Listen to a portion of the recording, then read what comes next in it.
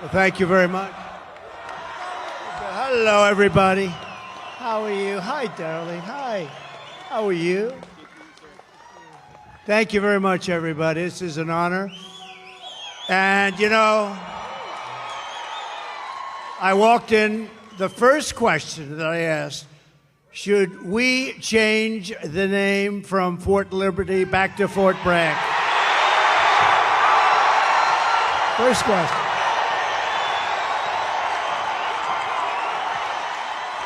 Right? So here's what we do. We get elected. I'm doing it.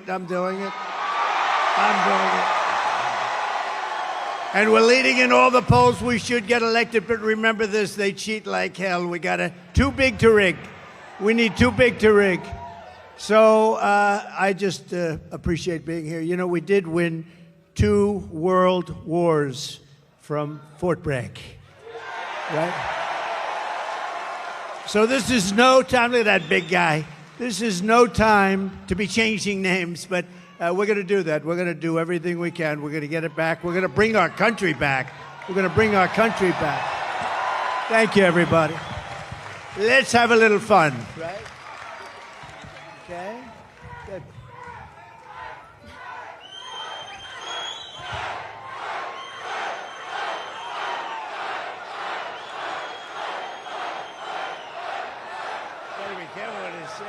Go ahead. Mr. President, I don't think you'd have a problem with North Carolina. I think they love you here. I love that. And you know, Kamala should be here. She shouldn't be anywhere else. And they're missing $1 billion that they gave to migrants coming into our country. Some of them are murderers, some of them are drug dealers, some of them, many of them. 13,099 murderers came into our country during their 3.5, and we're missing $1 billion they gave them to the migrants that came in, and now we don't have the money. We'll do it, but they don't have the money to take care of. That's why they're giving you lousy treatment in North Carolina in particular, and we don't like that, so we're going to let it be known, and they have to get a lot better because people are not happy. Well, you're absolutely right, Mr. President. And before we start with the town hall, I actually wanted to mention that one of your friends here is Silk. Silk, are you here? Where are you at? Oh. Where? Oh. I'll tell you, she is my friend, too. And she is my friend.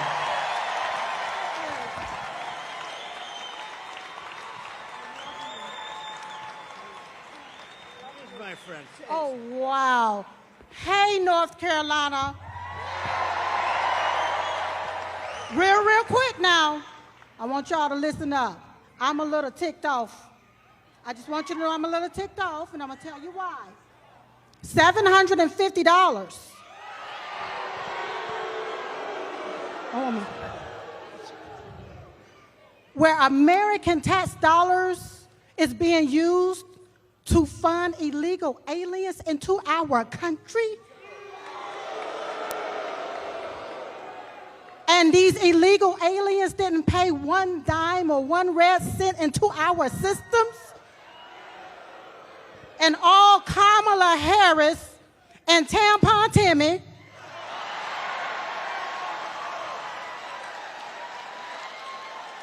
want to give us $750?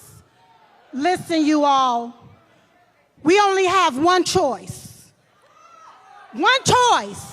And that's President Donald J. Trump.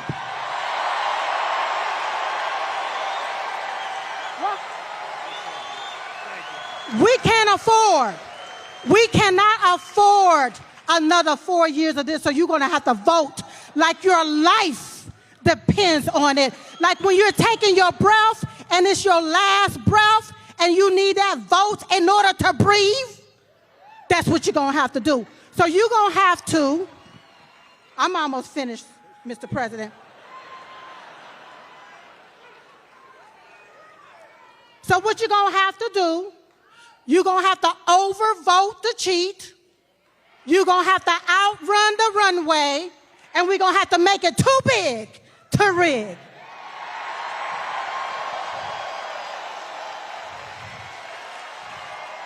Woo! Now I can feel Diamond rising up in me. Because you have to vote right so you won't get left again. Vote red.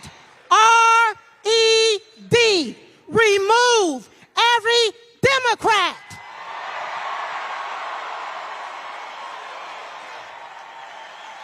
They gotta go. They gotta go.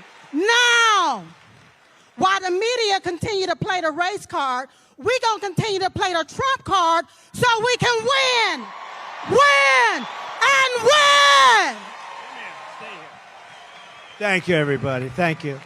So, you know, it was 9 years ago, and my beautiful wife, our First Lady, we love our First Lady.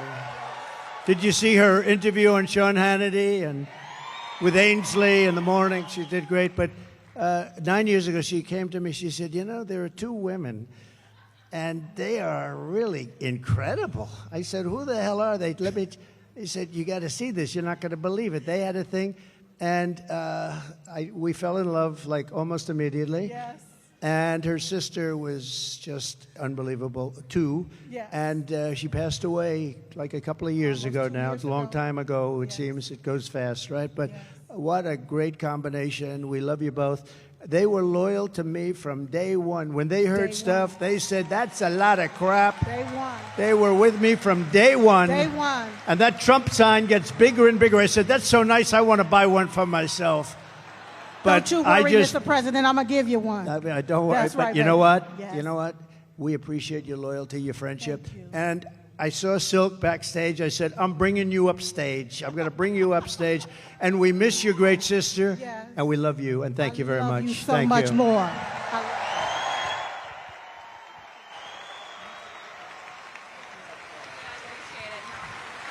Thank you.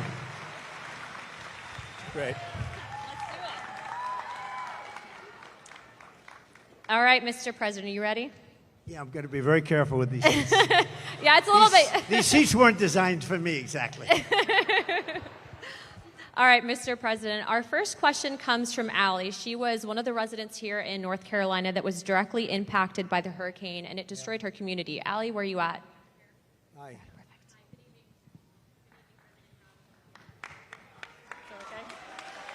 Good evening, President Trump. My name is Allie, and I'm from the foothills of North Carolina. Our entire community has been decimated.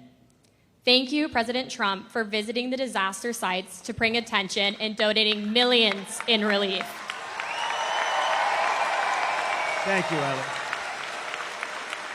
This week, we have learned that not only did 13,000 murderers illegally cross our border, but FEMA is out of money because they have been providing $9,000 to every illegal. Enough is enough. We must put Americans first. How soon will you start deporting the murderers? So let me just tell you that you're right about that. It's 13,099 to be exact. And murderers, many of these people murdered more than one person. One did 7.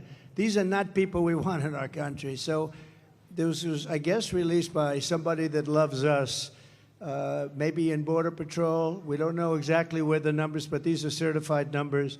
And you had 16,000 drug traffickers. You had numbers that nobody's ever seen, 645,000 criminals overall. They're in our country. Nobody has any idea. They're from places unknown. Nobody knows who they are, what they are, but we know that we have over 600,000 people released into our country, along with the ones that you were talking about, the 21,000. But of them, 13,000, more than 13,000 are murderers. And some were on schedule to die. They were scheduled for the death penalty. And we have them now nicely ensconced in our country. I'll tell you what, we have the worst president and the worst vice president in the history of America. They are horrible. They are horrible. That could happen, and just the concept of open borders doesn't make sense. You know, we built 500 miles of wall more, and we're going to add another 200, much more than I said I was going to do. And that's why we had the best numbers ever. Oh, the chart. So you know the chart? My favorite chart, Ali. My favorite piece of paper, my favorite chart. But we had a chart. Do you have something up here that could show? Oh, I love that. I love that chart. Oh, I love that chart. If I didn't look to the right, I wouldn't be going to Butler tomorrow. You know, we're going to Butler tomorrow. If I didn't look over. So, no, but that, if you look at the chart, at the arrow on the bottom, that shows the lowest number in the history of our country. That was the day I left office. And these clowns took over, and what they've done to our country, between that and so many other things, what they've done to our country. But, you know, I view inflation was the worst we've ever had, I think. They say, oh, it was only in 48 years. Somebody, one of the fake news back there, they corrected me one time. They said, no, 48 years. Oh, okay. But it wasn't. I believe it was the worst that we've ever had. And that's been one of the big problems. But to me, and I know that you talk about the bad economy, you talk about all of the costs, and the costs are so bad. To me, the worst is the border, because it's like what they're doing is they're destroying our country. And it's not easy. We're going to get them out. We're going to have the largest deportation in history. I'm not proud to say that either, but it's a tough thing to do.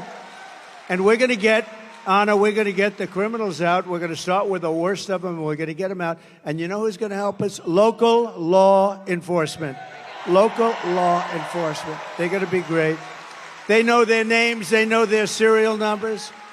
We're going to get them out. And, you know, very simply, we have a little thing called MAGA. Everybody here knows MAGA. It's called Make America Great Again. That's what we're going to do. We're going to make America great again. Thank you, darling. Really good question. Thank you. You know, Mr. President, to your credit, too, I think that's largely why you've actually outpaced every other candidate for president with the support from the Hispanic American community, because it's not just a race thing. We all want border security. So thank you, Mr. President. It's an incredible community that I don't know, it's just a very energetic. You know that, right? It's energetic. And they're very entrepreneurial, and they love our country. And we've gotten record numbers with the Hispanic community. And I don't know, it just works. It just works, so I appreciate it very much. Thank you. Thank you, darling, very much. Thank you, guys. All right, Mr. President, our next question is from John. He was a Green Beret captain who was actually kicked out of the military. I think he's going to share his story with you. 1 second. Hi. Good-looking guy. Thank you. Good evening, Mr. President. I'm John Frankman. I was a Special Forces Green Beret who was forced out of the military because of the COVID-19 vaccine good mandate. Stuff, right? That's good. That's good. So the Biden-Harris DoD COVID-19 vaccine mandate was very damaging to the military. It forced thousands of service members out, and thousands do not want to join now. The Biden-Harris DoD has the lowest recruiting in modern history, and now they're pushing more woke training. So how do you plan to repair the military from the damage that was done and hold military leaders accountable? So I want to have them come back into the military with pay. And, you know, they've been talking about that, but it never happened. They never did what they said they were going to do. There should have never been a mandate. That should have never happened. You should have been given choice, as we say. We want choice in education, and we want a choice there, too. And that should have never happened. And, you know, we've lost some of our best people in the military, too. Did you leave? Did you leave? Did you ever take the vaccine or anything? I never did, sir. So you want a choice, yeah. And would you go back in if they were able to? As long as there's accountability, potentially. Yeah, no, there would be accountability, is right. We'll fire their asses. But there would be. We don't want to lose this guy. We want to get, he's central casting. We want to get him back in. Yeah, we're going to take care of it. I hope you do come back, or I hope you do very well outside, to be honest. Wherever you are, I just want you to do well. But we're going to get a lot of people coming back. They should have never had the mandate. The mandate was a big mistake, and they treated people terribly, terribly. Okay? Thank you very much. Great. Mr. President. You look great. Thank you. We lost a lot of great people. Also in other, you know, in police forces, I mean, a lot of people were forced into doing things they didn't want to do. But I love that question. That's a great question. Thank you very much. I also, too, if I could, Mr. President, I don't think I've told you this story yet, but actually we had some of our friends that had been deployed, and one of our friends actually was shot pretty badly and ended up going to Walter Reed. And to put in perspective, There's a lot of politicians that will take photos with the military, but they don't care. But President Trump actually went privately, didn't ask for a photo opportunity, and he said thank you to our friend that had been shot in combat at Walter Reed. His heart's in it. He loves our community. And when I say that he has your back and he's going to make sure that they're accountable, he will. Thank you. Thank you very much. And I'll tell you, we have a great military, we really do, but Walter Reed, you mentioned the name, and that hospital was unbelievable. The doctors are unbelievable. They had a lot of problems with getting there, getting to it, managerially getting in to see. But we had the best doctors. They could do things that nobody else could do, and they got to see some really badly hurt people. And the level of talent at Walter Reed, it's just an incredible hospital. So we have to pay our due respects. You hear so much about government-owned or whatever. I don't think there's a better hospital in the world than Walter Reed, so we should say that, right? Yes, sir. Yes, sir. Mr. President, our next question comes from an active duty service member here at Fort Bragg. They like it. Austin, where are you at? Oh, front row. That was good. Good evening, Donald Trump. Thank you. President, oh, never mind. I've never done this before. I'm an active duty soldier here at Fort Liberty, and I want to start off by saying I'm here in personal capacity. He meant Fort Bragg, right? Yes. Fort Bragg. It's all right, No. Are you not? You're not a soldier now? No, I am a soldier. I'm currently active you are. duty. Okay. Good.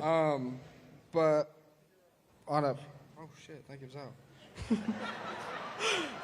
I'm here in my personal capacity, not speaking on behalf of the Army or DOD in any way. Right. This week we saw the missiles flying into Israel from Iran and how impressive the Iron Dome is in protecting Israel.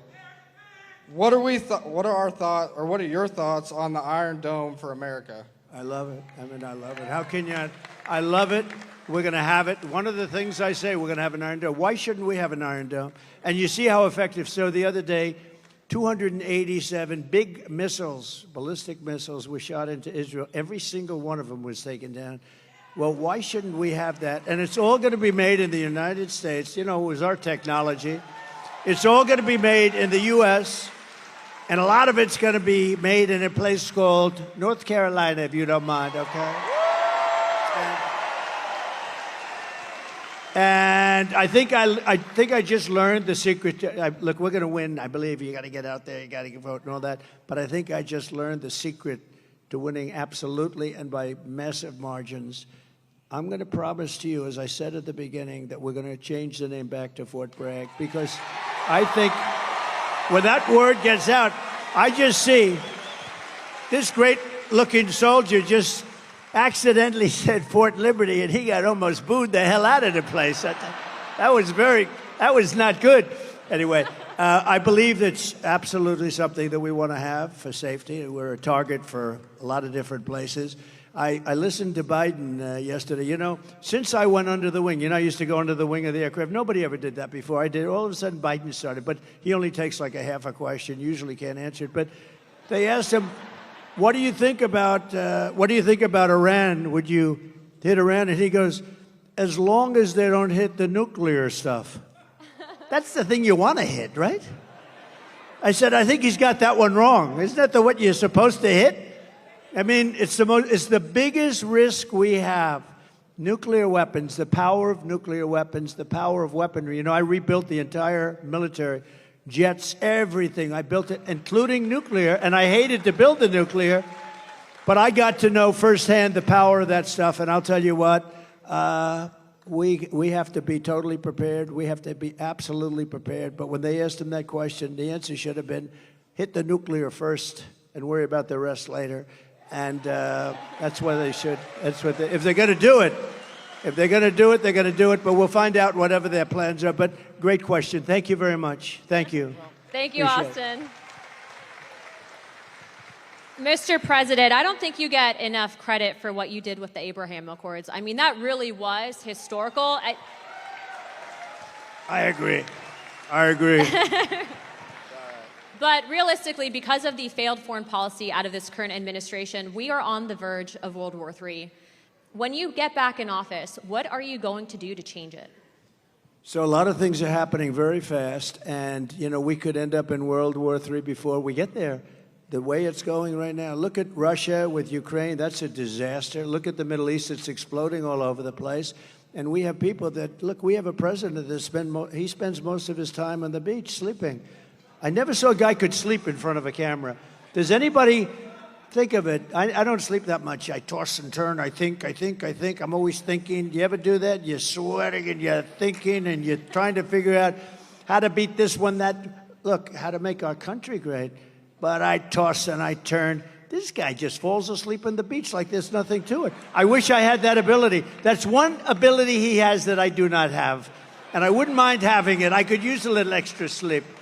But we are going to do things with our country. We just have to be respected again. Viktor Orban, he's, the fake news, a lot of fake news back there, by the way. But the fake news, they call him a strong man. He's the head of Hungary.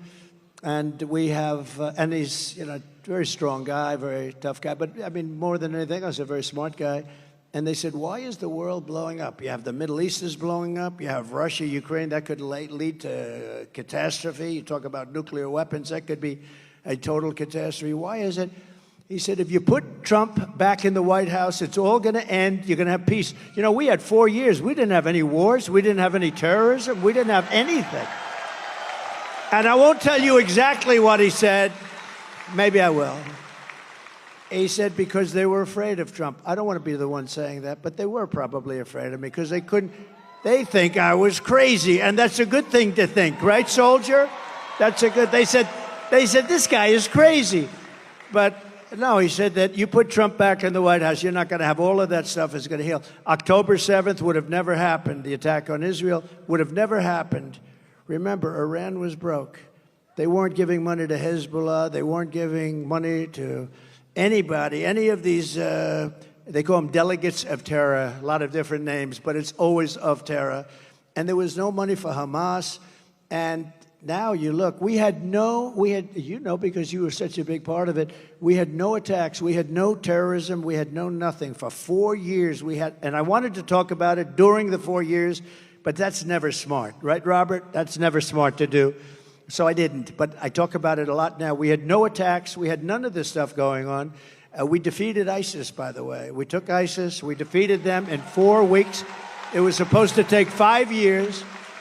I rebuilt the military, and we had a military, and we have great generals, not the television guys, by the way, the real generals. I'm talking about like Raisin Cane, General Raisin Cane. You know who that is? But we defeated ISIS quickly. It was supposed to take 5 years. We did it in 4 weeks. We have a great military, and we have a military that's not woke. You may have a few people on the top that are woke, and we're going to get rid of them so damn fast, your head's going to explode.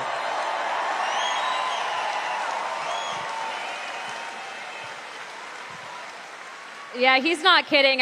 We've traveled around the world just on CODELs, and every single world leader that we met with said that they needed you back because you'd be tough on China. They know that other people won't be tough on China, but you'll be tough on China. Well, even China likes us back. China wants to see a little stability, too. But I charged China hundreds of billions of dollars in taxes and tariffs, and they paid it. And frankly, we had a good relationship with President Xi, but they paid hundreds of billions of dollars. No other president got them to pay 10 cents. Not 10 cents. Got hundreds of billions of dollars. And you know what? More importantly, they respected your country. They don't respect us anymore. They respected your country, and they'll respect us again. Amen, sir. Peace through strength. Our next question is from Sarah. Sarah is a VA advocate. Sarah, where are you at? Oh, perfect. Hi, Sarah. Again, we're working now. As you know, you talked about Walter Reed, sir, and I'll just say my husband is one of the most catastrophically wounded surviving service members, and you visited with him there many times. Wow. And this past July, you saw him in Charlotte. Yes, sir. Is he here? No? Not tonight, but you just saw him this summer, so he was so happy to see you this summer. Great. Yes, sir. Yes, sir. But I want to talk about all the advancements you made for community care, and you empowered veterans to choose their own providers. and Secretary Wilkie. And I was so proud to stand with you many times in the White House as you signed historic legislation and executive orders to take care of our military and veteran families. We've watched that community care access, where a veteran can choose his or her own provider. We've watched that be actively limited and actively rolled back. President Trump, how are you going to bring that back as a day one priority and give veterans the choice for the best medical care back again? It's such a great question, and thank you. And what a good wife that is, and I'll bet your husband's great. You love your husband, right? You know, the people like you, what is your first name? Sarah. People like Sarah are so important to our country because they take care of people that are great heroes, real heroes, and they take care. And if they didn't take care, or the hospitals would be unable to do it. They just would be there. This right now. I mean, with all of the migrants have taken over our hospitals. They've taken over our schools. We don't have anything, but people like Sarah, the job they do is incredible, and they do it out of pure love. They don't do it for any other reason. They do it out of pure love. And we have to help them. We have to help them because the medical costs would be unaffordable by our nation. It would be totally unaffordable. And it was better before, and I heard it sliding. I spoke with Robert before, and who did, by the way, an incredible job. You did an incredible job. Stand up, please. Stand up. And Sarah, thank you, Robert. You know, we had a 92% approval rating at the VA, 92%. Now it's down into the 40s. We had a thing called choice, where if you had to wait too long for a doctor, you know the story. If you had to wait too long, guys were waiting 4, 5, 6 months. They go in with a minor problem, and they end up being terminally ill because they didn't take care of it. It could have been taken care of with a shot, with a pill, with a minor operation. They end up dying, and we changed it, and we had choice. We also had accountability, remember? Accountability. So on choice, they tried to get it for 52 years, accountability for 58 years. Accountability, you couldn't fire anybody in the VA. And I said, that's no good, because you had sadists in the VA, you had bad people we had some bad people. And we fired about 9,000 people, and we replaced them with 9,000 good, loving people that love our heroes, right? That love our patriotic heroes. And that was a big thing. And I just said to Robert, how's it going nowadays? How is it going? And he said, they're getting rid of choice rapidly. Choice is when you can't see a doctor rapidly. You go outside, you find the doctor, you get yourself fixed up, and Sarah, we pay the bill. And it was a great thing. And he said it's rapidly not being used, not being allowed to be used. And, you know, I think it actually didn't cost. I think it was probably, in the end, we probably saved on it. But money isn't the big thing here. I think we saved money on it because people would get very, very sick. These are people that would wait 4, 5, 6 months to see a doctor. If you had to wait more than one day, you go out, you see a doctor. We had bills negotiated, fees negotiated. You know, we can't be totally crazy with this because the doctors are pretty good business people, I will tell you, right? But we had a lot of fees negotiated. But you'd go out, see a doctor, get yourself fixed up, and you have no problems. It was one of the best things we ever did. And now this group of lunatics that don't give a damn about the military, they're making you go through that waiting of 4, 5, 6 months again. And our people can't handle. We have great doctors, but they can't handle the loads. And we're going to go back. We get back in, we're going back to that, right? We're going back to it immediately. Yeah. You're going to be in great shape, Sarah. You and your husband are going to be in great shape. And thank you very much. Incredible. Thank you, Sarah. Mr. President, we actually have someone that, and before we ask his question, I wanted to read this to the crowd. He had actually written a letter to you after you'd been shot in Pennsylvania. Dear President Trump, watching you during the Butler rally and you getting back up, both my wife and I gave a sigh of relief as well as a few tears. I would be honored if you would accept this small token that I received as a young Marine in Vietnam. My wife and I both thought it appropriate. God bless you, your family, and the United States of America. Sincerely, Dwight. Dwight, where are you at?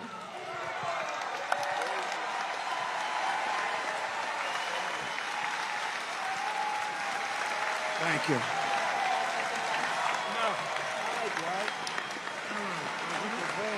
Whoa.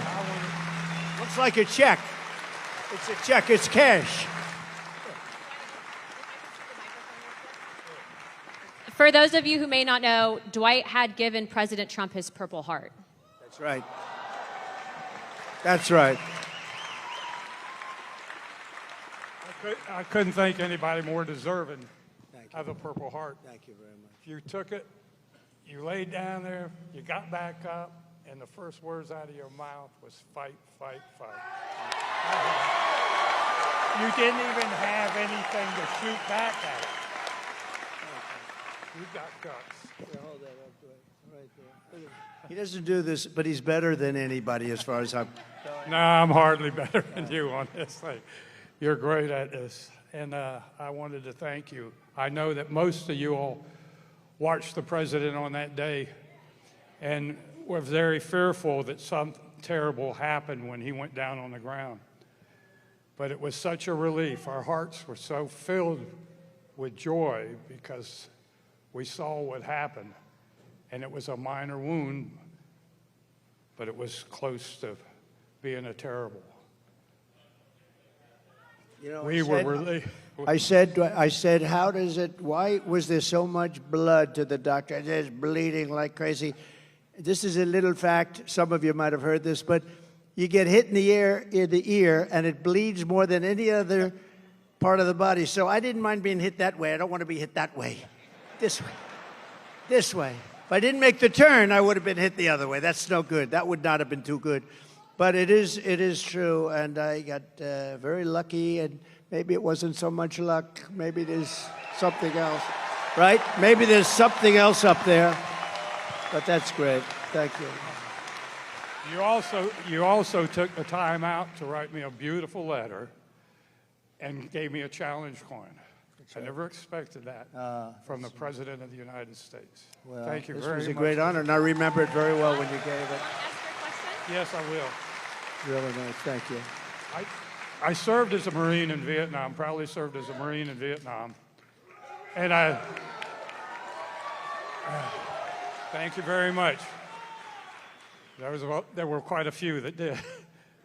And when I came back from the service and stuff like that, we didn't get quite the greatest greeting, but No, you didn't. a lot of the veterans nowadays are homeless. There's 7% were homeless before Biden and Harris took over. Now there's 14%. I would like to know what you're going to do to prevent this from getting any larger, and also kicking these illegal aliens out of the freaking hotels and providing them with money before we do it to our homeless vets. So interesting. So one of the things that most angers me about this is the 21 million people plus. You know, they say it's 10, it's 12, whether it is or not, it's much more than that. It's 21 million, and it's probably with the gotaways and everything a lot more than that. But one of the things that most angers me is that you have veterans on the streets in front of a hotel, and you have illegal immigrants. Some of them are serious killers and drug dealers and all the people that we talked about before, and terrorists. And those people being walked into a hotel, and they're staying in a hotel, and they walk by veterans who are sleeping on the street. And it could be cold, it could be hot, and it bothers me. If we stop, if we close our walls, we're going to be able to handle it. They are spending so much money on taking care of the illegal migrants, now we call them. We used to call them illegal aliens. I call them whatever the hell I want to call them. So do you. But they're not supposed to be here. And we're going to close the wall. First day, we're going to do a couple of things. First day, we're going to drill, baby, drill, and we're going to close the wall. We're going to close it up. And we're going to have to take people out. We cannot have killers. Do we agree? Does anybody want to leave the murderers, the drug dealers in our country? Do you know one of the little facts that's very sad but makes sense? That all these things I predicted 3-4 years ago, I was saying this is going to happen. Now it's happening. The migrant crime, it's a massive crime. But all of this that's happened, everybody, it's common sense that it was going to happen. And we're going to have to get them out because we have no choice. It's not sustainable by any country.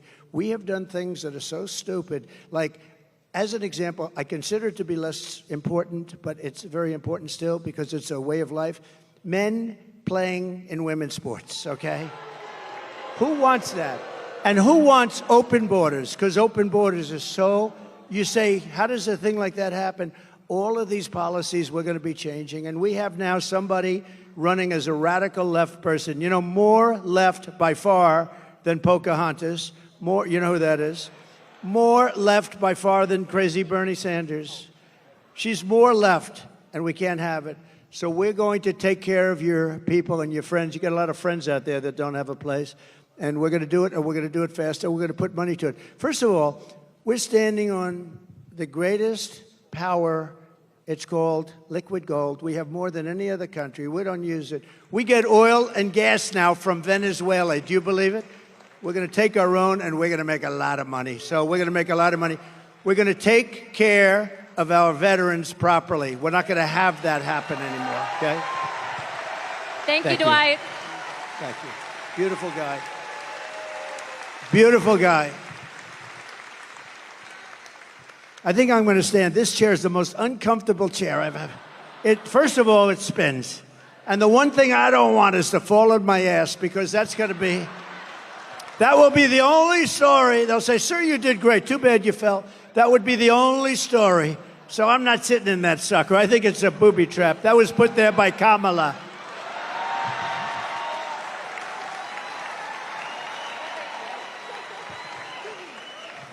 Well, that brings me to my next question. So you're talking on immigration and border security. So we all know that that's tied to national security. And the one thing that ticks me off is you have Kamala Harris, who runs on the fact that she's a minority woman. But yet she's done nothing about the 300,000 migrant children that have gone missing. Just real quick, how many parents are in this room? How many women are in this room that support Trump? As mothers, grandmothers, sisters, wives, would you ever tolerate children being trafficked? If you were in Kamala's position, wouldn't you have stopped that? President Trump, you've done more for not just the Hispanic American community, but I think women in this country. Not just, I'm just going to toot his horn for a second. He's put women in positions of power, but the media won't cover that. They won't, because it doesn't fit their narrative. They want women to hate him, but guess what? We don't hate him, we love him, don't we? But I don't do it.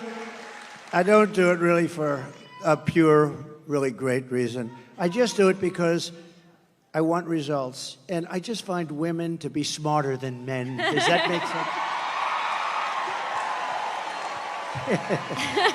sense? Men, you don't mind I do that every once in a while. It's not bad. Thank you. Thank you. Well, Mr. President, to follow up on that question, as a grandfather and a father, what are you going to do to stop the trafficking of women and children in this country, and specifically with the migrant children as well? So we had it down to the lowest number. You saw that on the graph. That included drugs. It included trafficking in women, mostly women and children. But you mentioned a number. It's, to be exact, 325,000. Now think of that. You could fill up the biggest stadiums many times with this. 325,000 children are missing during the Biden reign. Now, let's say her, because they made her, and you know, it's funny, when you say Harris, right? Nobody knows who the hell I'm talking about. You say the Harris team, who nobody knows, so you have to say Kamala. So Kamala. But Kamala and Biden, 325,000 just during this almost 4-year reign. That's missing, but many of them are dead. Many of them are in sex slavery. Many of them are slavery, period, and they're gone, and never to be seen probably by their parents again, never to be seen. Their parents are all over the world looking. They're looking for them. And what we've done here is so horrible. 325. Can you imagine if that were me, where they were missing? This would be the biggest story. The fake news media never talks about it. You know what they're not talking about? And you know, Anna, you know what they're not talking about? They're not talking about something else that's very important. They are doing, this is Katrina, they are doing the worst job on a hurricane that any administration has ever done, and these people don't want to talk about it. They don't want to talk about it. People are saying it's the worst job, and you people know it. A lot of you people know it because you're here, but they've done the worst job. Kamala has done the worst job. And it's really like her, because she was put in charge. Now she said, I wasn't the border czar. They shouldn't call. Well, she was always the border czar. She never went to the border until a little while ago. And then she made a speech like, I'm going to start getting very tough. Why didn't she do it 4 years ago? You know, you could always say, why didn't? And all she had to do is leave our policies. We had Brandon Judd, we had Tom Homan. You know Tom Homan? I see him a lot. He's great, like Central Casting, he was great. All these people are great. We have great people there right now, but we have some tremendous people. And you know, it's interesting with Border Patrol and ICE, it's really easier for them not to do their job, but they love the country. They really want to do the job. They're so disgusted when they have to let people, and you look at some people, you know they're criminals, and they have to let them go walking right by into our country. No, we're going to straighten it out. It's going to be straightened out right. But 300, remember this number, 325,000 children are missing. That means many dead, are missing during this administration. And that's almost unthinkable, and I can just imagine if that were us, it would be the worst story. They never talk about it. And the other story they don't talk about, and I'm doing this because we're on all that television, look at all that television. The other story they don't talk about is what a rotten job they're doing in North Carolina and other places with respect to the hurricane. They are doing a terrible job.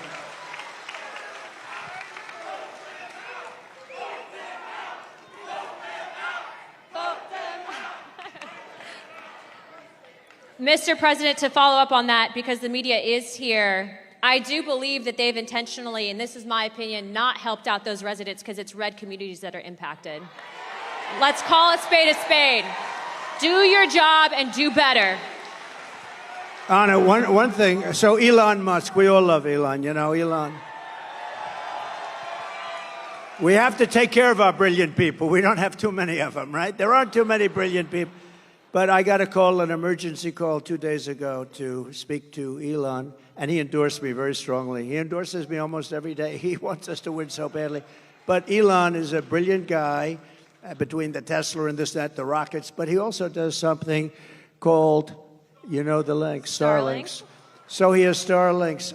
Now, I'm not too familiar with it. All I know is it's really supposed to be great. So they call because in North Carolina and parts of North, and a little bit Georgia, but in parts of North Carolina, every line is down. There was no calls, no anything. Nobody could get through to anybody. And I got a call from a big person in North Carolina.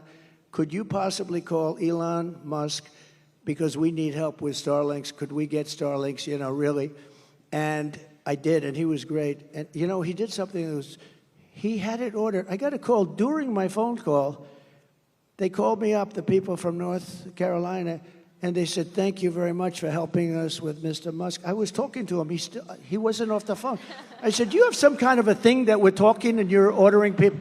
This was the craziest thing. No, this is, he's like, I'm talking to him. So, Elon, thank you very much. I appreciate it. I'll see you. He's going to Butler tomorrow, you know? Elon is going to Butler. But I asked him about Starlinks. Would you be able to get a certain section of Georgia? They're going to fly them in with helicopters and everything else. Would you be able? And as I'm talking to him, they're calling me on the other line, thanking me for getting it. So I got to ask him what the hell that was all about, right? He's probably got some little contraption that he's going like this as he's talking to me. He's incredible, that guy, I'll tell you. But he got a tremendous for Georgia and for North Carolina, the Starlinks. They got here's the one thing they have to do. They have to distribute it. They have to get it out there. He got it here, but they have to get it out there. They're not getting it out. That's FEMA. They've got to get it out. So important. But he's really done a great job, so we appreciate it. Thank you, Mr. President. Thank you for all you're doing continuously. Our next question is from Pete, who is a Marine Corps veteran, and his question is going to be covering the withdrawal of Afghanistan. Pete?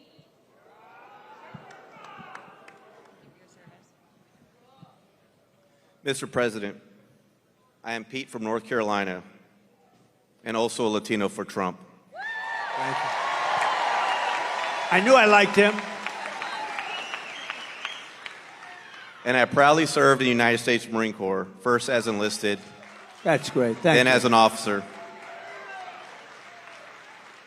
Despite what the Vice President says, we sadly lost 13 under her watch. It sickens me, many of my fellow Marines, as well as my friend, Lieutenant Colonel Scheller. There has been zero accountability for the terrible withdrawal. What will you do to make sure we have accountability for what happened. Okay, it's great. It's like, I know more about that subject than any subject we spoke about because I think it was the most embarrassing moment in the history of our country. There was never anything. I don't think Putin would have gone in and invaded Ukraine if that didn't happen. He saw that. He said, hey, these people are stupid people. They're idiots. And, you know, they only respect power and force. When they saw that, by the way, if I were president, Putin would have never done it, period. And you would have never had the attack, and you wouldn't have had inflation, and you wouldn't have had the problem that we're talking about. Because, you know, I had it down to 5,000. I was getting out. They were there for 20 years. But a couple of things were done wrong. Number one, they should have kept the military base, right, Bagram? So you have a military base, one of the largest bases in the world. We left it.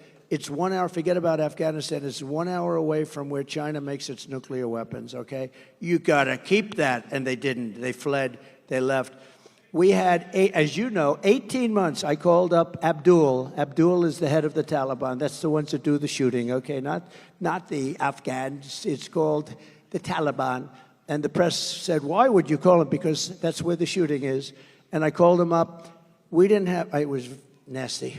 We didn't have one soldier killed because they were killing a lot of our soldiers, the snipers, and a lot of them with the Obama-Biden administration before I got there, and a lot of them. And I called them up, had a rough call.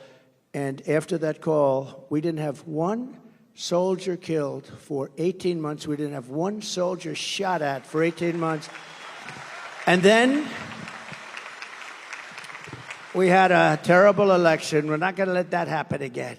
We can't ever let that happen again. We're not going to have what a shame that was. But we had an election, and these guys took over, and it all started up again. And what they did with that withdrawal was so bad. Number one, we lost 13 great soldiers. And as you know, I know the parents of a lot of them. But we lost the soldiers. We left $85 billion worth of equipment behind. We left Americans behind. Everything was wrong, and we embarrassed our country. I really mean, I think it was the most embarrassing. The one thing you do is you take the soldiers out last. Okay, they took the soldiers out first. A 5-year-old child would tell you that. The other thing you do is you fire every general that was involved in that case because those guys were incompetent. And you haven't heard the last of that, I promise you. You have not heard the last of it. What a terrible thing that was. Worst, one of the most embarrassing, me as a person that loves our country, that was the most embarrassing moment in the history of our country, in my opinion. Thank you. We're gonna take care of that. I gotta get back in.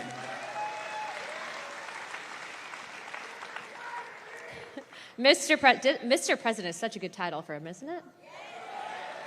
You do know she's a congresswoman, right? And a highly respected one. She's actually a killer with her husband and the most beautiful baby you've ever seen backstage. But she's a congresswoman from Florida, and I have to say she's a highly respected person. Thank you, Mr. President. Thank you. Mr. President, our next question is from Terry in regards to military pay, and Terry is from the 82nd Airborne.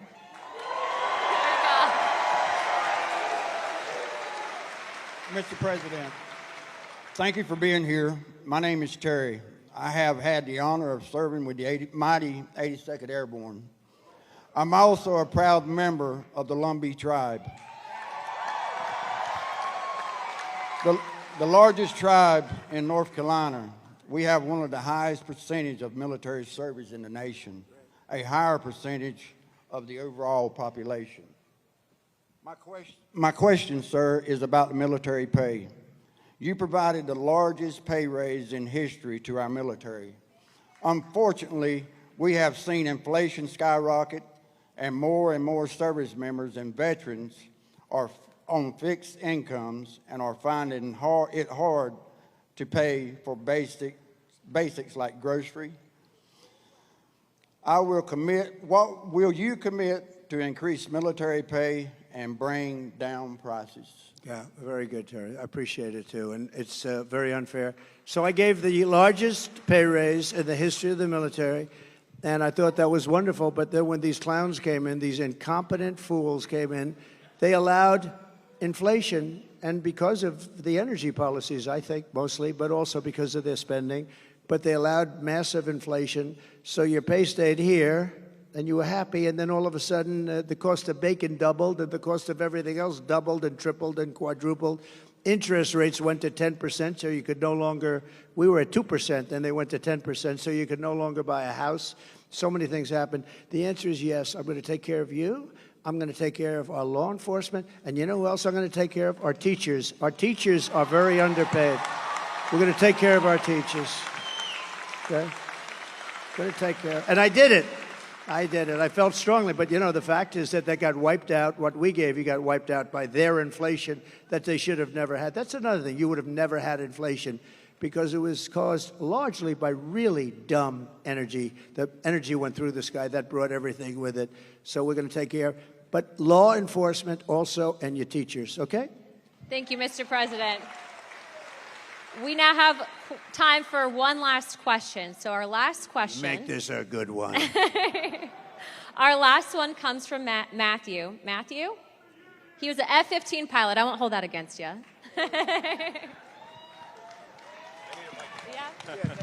Here, I got it. Mr. President, first off, I want to speak on behalf of everyone here and say thank you for taking time tonight to speak with our troops. Thank you. Thank you very much. We got a lot of good-looking men in this audience, don't we, huh? And a lot of good-looking women also, by the way. Thank you very much. Okay, go ahead.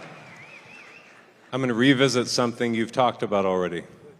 My name is Matt Lohmeyer. I was an Air Force F-15 pilot, and I was a commander in your newly created U.S. Space Force. I am also the first veteran of the Space Force because under the Biden-Harris regime, I was fired from my command and lost my pension for criticizing DEI trainings that were rampant in the military. Those trainings are still dividing our troops, and thank you for saying you would fire those few woke generals who are a big problem. They're gone. I'm going to suggest that it might, in fact, require ongoing oversight and a persistent, consistent, watchful eye within the Pentagon to ensure this monster never returns to the Defense Department. Will you consider establishing a special task force, office, or position to ensure that these monsters never return to the Defense Department? You know what I'll do? And I'm pretty good at this stuff. Sometimes you get it wrong. I'm going to put you on that task force. I think it's good. Not going to do better than him. I'll put you on. Make sure you give the name. Thank you. Beautiful, right? I have your approval. Yes, sir. I have your approval. We're not going to get better than him. You're right about it. You're right. 100%. Thank you. I'm cut. Mr. President, that wraps it up for the evening. Do you have any closing statements to everyone? Well, I just want to say that it was very important that I got to North Carolina. You know, Laura, my daughter-in-law, gave me the most beautiful grandchildren. But Laura's here. I don't know if she's right here or where is Laura. Would you come out here? She is absolutely the... Come on up here. Come on.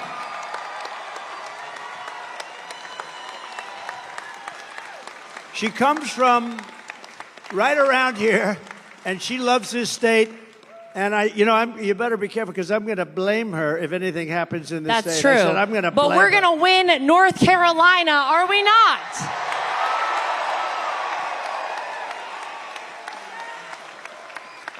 I am from right down the street a little ways in Wilmington, North Carolina, where I was born and raised. And I know I don't even have to ask this audience this question, but are we ready to send Donald J. Trump back to 1600 Pennsylvania Avenue? All right, here's what I need from everybody. You might know that I am right now the co-chair of the RNC, thanks to my father-in-law calling me one evening. But here's how we are going to make it too big to rig. Here's how we're going to swamp the vote. Is everyone in here registered to vote? If you are not, go right now to swampthevoteusa.com and get registered. Go vote early and take every person you know to go vote early. We will win this big league, as Donald Trump says, on November 5th. All right, ladies and gentlemen, thank you guys. I love you, North Carolina. Thank you. I have to thank you because you gave me really a great daughter-in-law. She's really special. And she's, along with Michael, who's here, Michael Whatley, they're essentially the co-chairman of the Republican Party. This is a very upwardly mobile person. She's doing good. But you know the truth? She's so good. I'm very conscious of, like, nepotism. But when I did with her, I recommended, all I did was recommend, and everybody couldn't believe she was even doing it. She is really a person that's incredible. She's respected by everybody. They love her. She comes from here, and there is no place she likes better than North Carolina. So get out there and vote in honor of this wonderful person, Where's Michael? Will you get up here, Michael, please? Don't worry about the time. The networks will stay with us, right? Michael, would you say a few words? So Michael Whatley, I mean, I guess I like North Carolina because he was the head of the Republican Party. We won the state twice. And last time, when all of a sudden around 3:02 in the morning, we started to fall off on a lot of things, it was ridiculous. But with this state, there was no fall off. He had 602 lawyers working for him. And I said, who the hell is the guy that did such a good job in North Carolina? Because we were leading in Pennsylvania. We were leading all the way along, and these people will do it. They have no shame. And he did the job, and I said, I want to get him. And he's chairman of essentially the Republican Party. And I just want to say you're doing a great job. But I don't want to say it too early. Let's wait till November 6th. I want to wait till the morning after, right? Then I feel confident that we'll say it. But so Michael is from North Carolina. He was the head of your party, and he did a great job, and he went to the top. And please say a few words, Michael. So to win North Carolina, we are going to get out the vote. We are going to protect the ballot. We are going to expand our majority in the House. We are going to flip the Senate, and we are going to send Donald J. Trump back to the White House as the 47th president of the United States. Thank you, Michael. Thank you, sir. Thank you, everybody. Thank you. Thank you, everybody from Fort Bragg. Thank you.